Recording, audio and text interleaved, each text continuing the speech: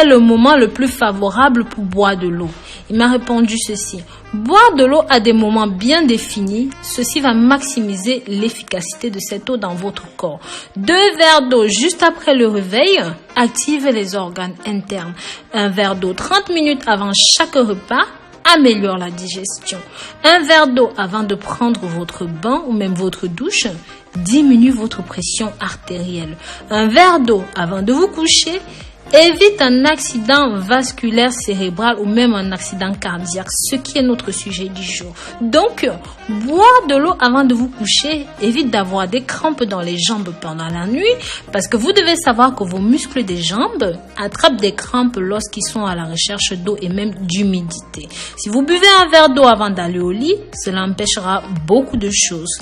Mes amours, je vous invite à partager ceci pour que ça touche un maximum de personnes. Ça peut grandement sauver la vie. Au lieu de partager des informations inutiles, partagez ceci. Vous pouvez être sans même le savoir un futur sauveteur de quelqu'un. N'oubliez pas aussi que selon ce médecin, la majorité des crises cardiaques se passent le jour, habituellement entre 6 heures du matin et midi. Avoir une crise cardiaque la nuit, au moment où le cœur doit fonctionner à son rythme le plus calme, signifie que quelque chose d'inhabituel s'est passé.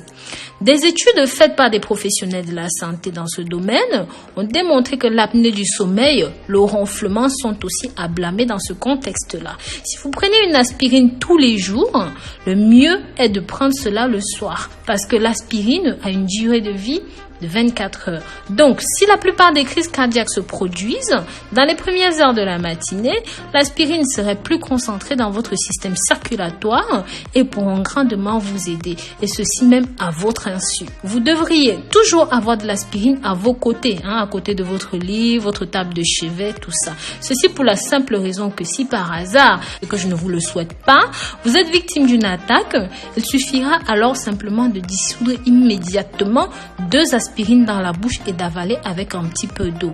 Il y a d'autres symptômes d'attaque cardiaque, en plus de la douleur à la poitrine, dans le bras. Vous devez aussi prendre en compte des douleurs intenses à la mâchoire droite ou dans le cou, ainsi que des nausées et parfois beaucoup de transpiration. Mais sachez que ces symptômes peuvent aussi arriver fréquemment et parfois pas tous les mêmes et même pas tous en même temps.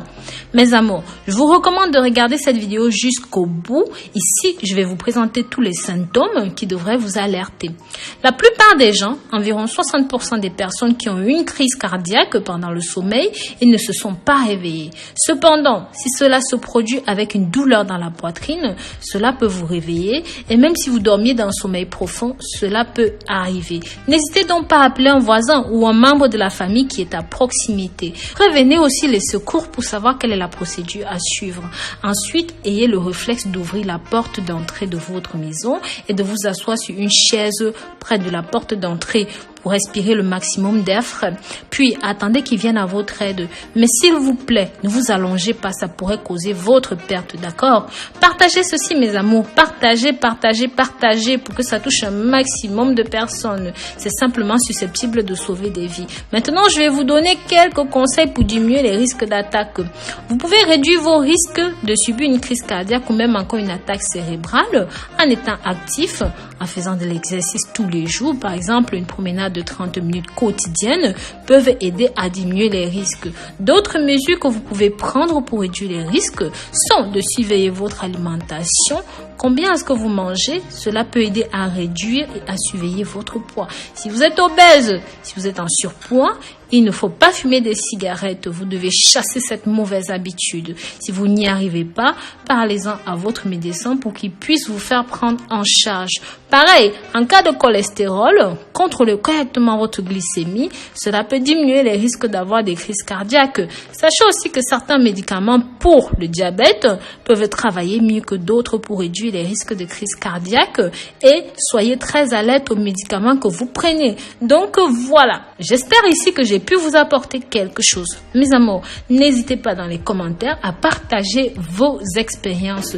S'il vous plaît, dites-moi d'où vous venez, votre nom et n'hésitez pas à partager vos expériences de crise cardiaque avec nous. Prenez grand soin de vous d'ici là et sachez que je vous porte dans mon cœur. Bisous, bisous.